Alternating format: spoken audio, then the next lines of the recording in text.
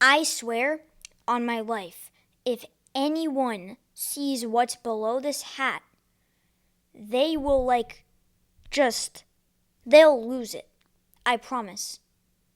I promise. What's up, guys? Here we're talking the Mission Impossible franchise, specifically, Mission Impossible Dead Reckoning Part 1 dropped yesterday. So today I'm going to rank every single Mission Impossible movie. There are 7, obviously, and Dead Reckoning Part 2. Let's see if that pays off on, the excitement level and the anticipation.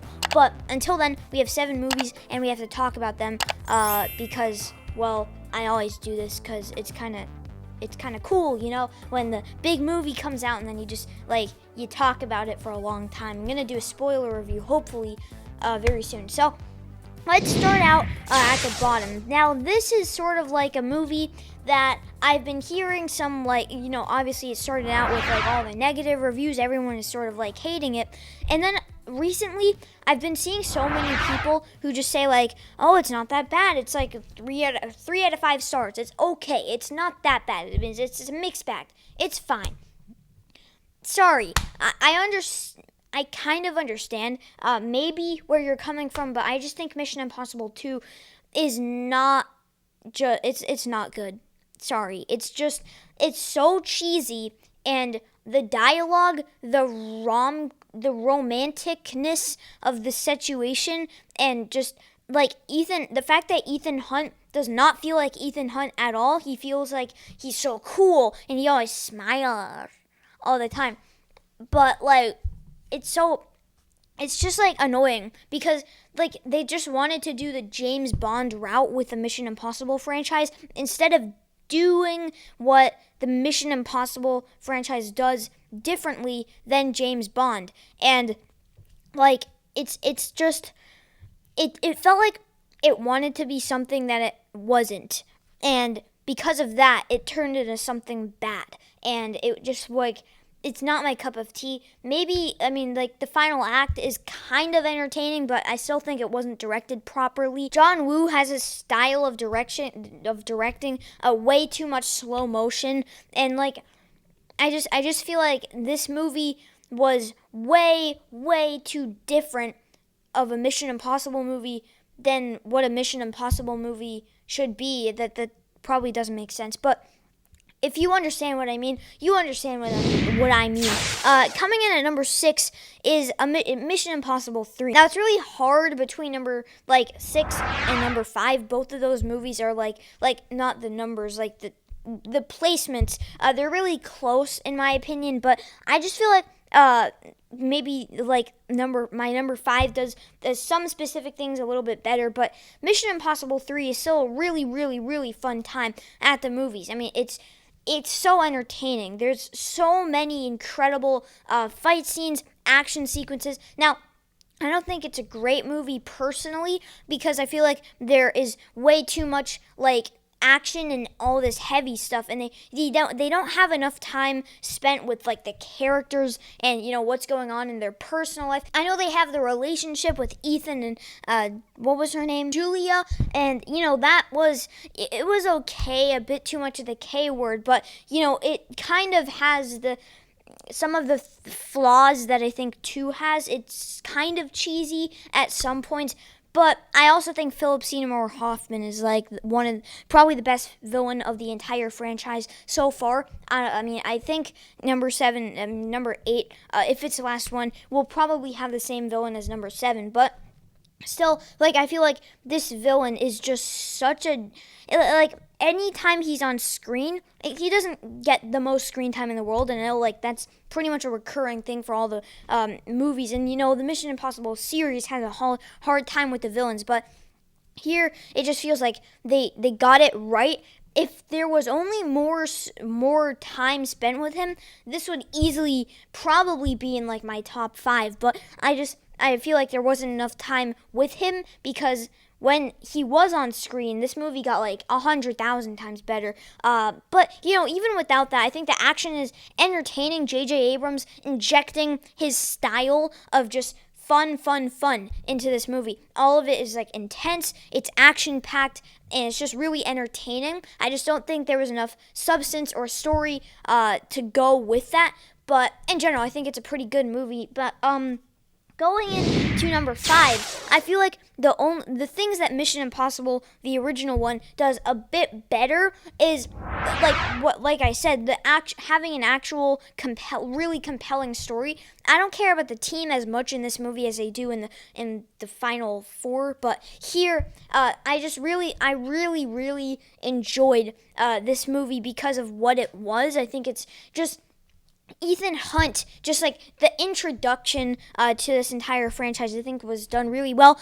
It's a really solid first movie. I think, I feel like since I haven't watched the original series, I don't know how offensive that twist-ish kind of was, but in for the rest of this movie, I think Tom Cruise does a good job. I think Brian De Palma was a good director for this movie, and in general, I think it's entertaining. It's not like the most action-packed, fast-moving movie in the world, because there are the ending train sequence is really good, and the scene in the vault, I made a joke in my kind of review-ish for this movie. If I was in that vault, I wouldn't be talking right now. This wouldn't be happening. But if that sequence is one of the most intense things this franchise has ever done. And speaking of intense things, the Burj Khalifa scene in Ghost Protocol. Oh my God. This movie it's so great. It's one of the most entertaining movies in this entire franchise. It just moves at an incredibly fast speed. You start out immediately with just this incredible opening sequence that you just realize the stakes for this movie, and then you have this awesome prison breakout, and then the movie keeps going. It keeps going. You get introduced to this new team. Benji was introduced in Mission Impossible 3, but here there's even more of him. Simon Pegg is incredible in this movie. He is in this entire franchise. So great. And you get introduced to Jeremy Renner's character, and I feel like they figured out his character just a bit more in Rogue Nation, just a bit better. But here, he's still a great character, maybe a bit more on the generic side, but, realizing and figuring out everything that happened, him having to reveal to Tom Cruise everything that happened, and then why did I say Tom Cruise? Ethan Hunt, everything that happened, and then, Ethan Hunt sort of, accepting it and being I knew that, and, she's not dead, all this stuff.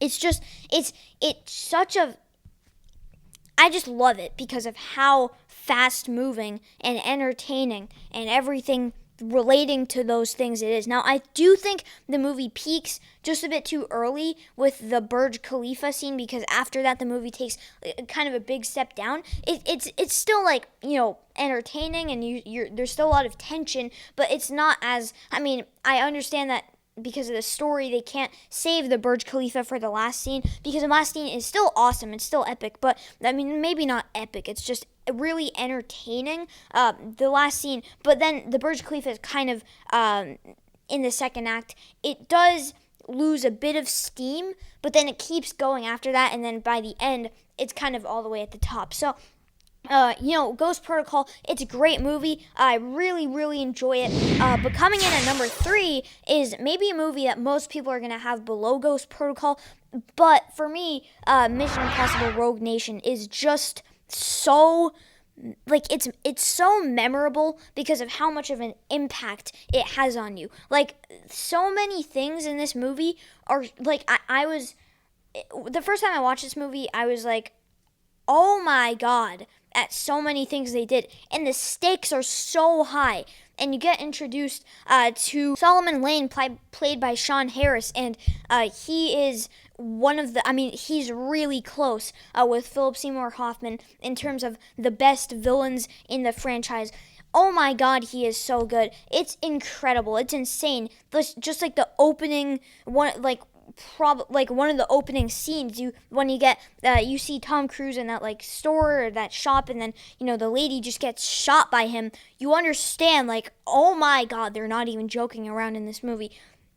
Ghost Protocol had a lot of humor, But here, like, the stakes are so high, but they also managed to blend in the humor. And getting introduced to Rebecca Ferguson in this movie, she's an incredible character, and she was like great in this movie. And there are a lot of twists with her in this movie, so that was really engaging because you were like, okay, where's the story gonna go? So all of that was really entertaining. This movie is really entertaining. I mean, the opening scene is just literally perfect. It's perfect. It sets the entire vibe and tone for this movie. It's just incredible. I mean, he's just on the plane, and he's doing his stunts, and he's just doing what Tom Cruise does, but he does it incredibly. It's so good. Standing ovation, mate. Let's go. Mission Impossible Dead Reckoning Part 1 is just incredible. It's one of the biggest, it's just one of the biggest, have to see in a theater movies of the year. 2023 is an incredible year for action, and this movie, I mean, you got Extraction 2, you got John Wick Chapter 4, you got this, you got Mission Impossible Dead Reckoning Part 1. I'm missing a lot of movies because, maybe Ghosted wasn't the best movie, but, for the most part, 2023 has been an incredible year for action. This is no different. Just the stunts, the cinematography too. Remember the scene? I mean, if you've seen the movie, you know what I'm talking about. Remember the scene where he's running and the camera keeps on panning on him, and you're just seeing him running for the entire time? It's insane. It's so good. How does Christopher McQuarrie think of this? I am still speechless, as you can see. It's just incredible. I loved it. I loved it so much. I don't know if I can go completely in depth because I've already reviewed it. I reviewed it yesterday at 12 o'clock in midnight. But here, still, I just love this movie. Go see it. I'm doing everything possible to convince you to see this movie. Now, it's not perfect. I don't think it's John Wick Chapter 4, nah. But it's still, it's just one of those movies that just you have to see in a theater. Tom Cruise, the stunts, just experience it in IMAX. They market some of these stunts, but it doesn't take away the experience. I was still floored by so many things in this movie. The train stunt,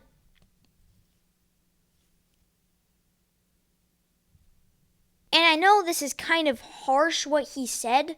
You're back there in Hollywood making movies right now because of us! Because they believe in us and what we're doing! But I'm still on his side, because if this movie was shut down, we are not shutting this movie down! I don't know what I would be doing right now. But like I said, it's not a perfect movie. There is some unnecessary exposition in the movie. But besides that, I just think this movie is so awesome. Watch my review if you want to see my full thoughts. Obviously, I can't share my full thoughts for any of these because I can't do full reviews, but you get the point. Go see this movie. It's worth it. It's incredible. But I felt even going in, I was okay, there's no way this can top Fallout. And I wasn't saying that expecting to be flashback to when I said this. Oh my god, I was wrong. No, I was thinking it will not be better than Fallout. And it wasn't better than Fallout. Because Fallout is one of the best action movies I've ever seen in my entire life. Oh my god, it's, again, I don't think any of these movies are perfect, but if one of them had to come the closest possible to being perfect, Mission Impossible Fallout. My god, the stakes, the stunts, the super incredible action, we go, are incredible. Dude. I'm just losing my mind here. That's Tom Cruise is a madman. What a madman. Dude, This is seriously one of the most epic experiences I've ever had in my life. The final set pieces were just mind-blowing, but then before that, they just kept on getting better. Henry Cavill is introduced. He's incredible. The entire cast, I didn't even talk about Ving Rhames. He is so good. He's like one of my favorite characters. I understand how this is Chris Duckman's favorite. Like, it's so good. Sorry, he's just incredible. He cares so much about his team and what he's doing. He's committed. The actor is committed. Everything. Luther. And Simon Pegg is still great as Benji, and he's great in all the movies he's in. But then, just like Ethan Hunt and his mission, it's the most compelling mission out of all of them probably. Solomon Lane is back, and he's still incredible as a villain. And with the big beard, he's awesome. I love this movie so much. If I had to pick any movie out of these to take with me if I was stranded on an island, probably Mission Impossible Fallout. I think it's just the best. It's everything a Mission Impossible movie should be, and it does it perfectly. Again, the reason I said it's not perfect is because there are some scenes where I'm watching it and I'm saying like, okay, you didn't need to do this in this specific way, and you could have done this just a little bit better. But I'm nitpicking so much, like I don't care. It doesn't really bother me. It's just kind of a gripe with every single Mission Impossible movie, but it's still one of my favorite franchises ever. And still, I absolutely adore this movie. The last 4 movies. Sorry, I'm on a high right now after watching Dead Reckoning 2 days ago, but I'm still thinking about it. I was in camp, and I'm still thinking about it. Dude. Go watch all of these movies if you haven't already. Maybe skip 2. I don't know. Maybe 2 is just kind of the weak link. But for the rest of this, just like, it's awesome. It's great. I have a message for Tom Cruise. Tom Cruise, if you're watching this, you are not. If you are watching this, what are you doing? But if you are watching this, you are a madman. And you are absolutely incredible.